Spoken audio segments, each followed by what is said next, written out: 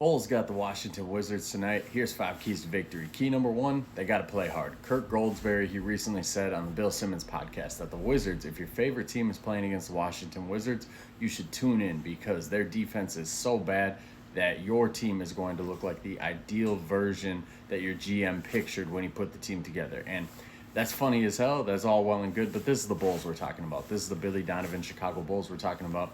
Consistently, they play down to competition. We just saw it the other night against the Hornets, a team they needed not only overtime to beat, but they needed Torrey Craig pulling a game out of his ass to beat. So the Bulls, man, key 1, play hard, play intense. Don't take this team lightly. They still got athletes out there. Jordan Poole can still get buckets.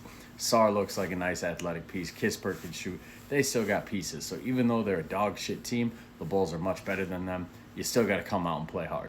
Key number 2, Nikola Vucevic versus Jonas Valanciunas. This is a matchup that's perfect for Vooch. Against the Hornets the other night, he really struggled against Mark Williams, and I knew he was going to struggle going in because Mark Williams is an athletic center, and he always struggles against those kind of centers.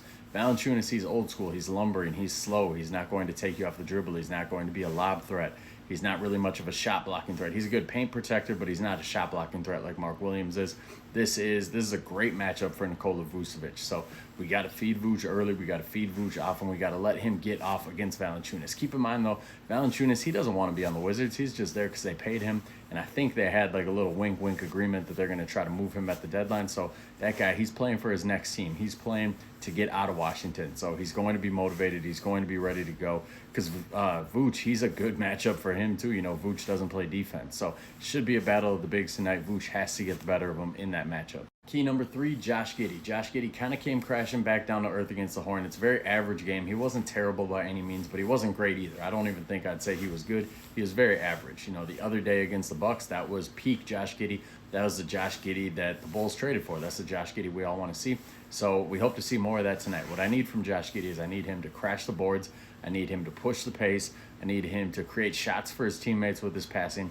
I don't really care how he shoots three-point wise. You know, if he makes 2 out of 5, that's a great win. I don't need him shooting 9 3-pointers. I'm not so focused on Josh Giddey's three-pointer because it's not a strength of his. I need you to play to your strengths. So Josh Giddey, need a big game from him tonight if the Bulls are going to win. Key number 4, can we see Patrick Williams and Modest Buzelis together? For the love of God, if Zach LaVine is out tonight, please start Buzelis at that other forward spot. They started Julian Phillips the other night. He was horrible. He played 10 minutes. He was a negative 21. He didn't do anything out there. Buzelis didn't do much either, but give the kid a chance because Patrick Williams and Modest Buzelis, they could be on very similar timelines. We're talking about a 20-year-old in Buzelis and a 23-year-old in Patrick Williams. They could be our forwards of the future. We've seen them together in games, but only when one of them is playing the 5. We haven't seen them both playing the 4 yet. We haven't seen them both out there with either Jalen Smith or Nikola Vucevic. So if Zach LaVine's going to miss tonight, I pray to God that Buzelis is going to start because he's ready. He's way more ready than Julian Phillips is. He's a better player right now. He has a higher ceiling. There's no reason Julian Phillips should start tonight.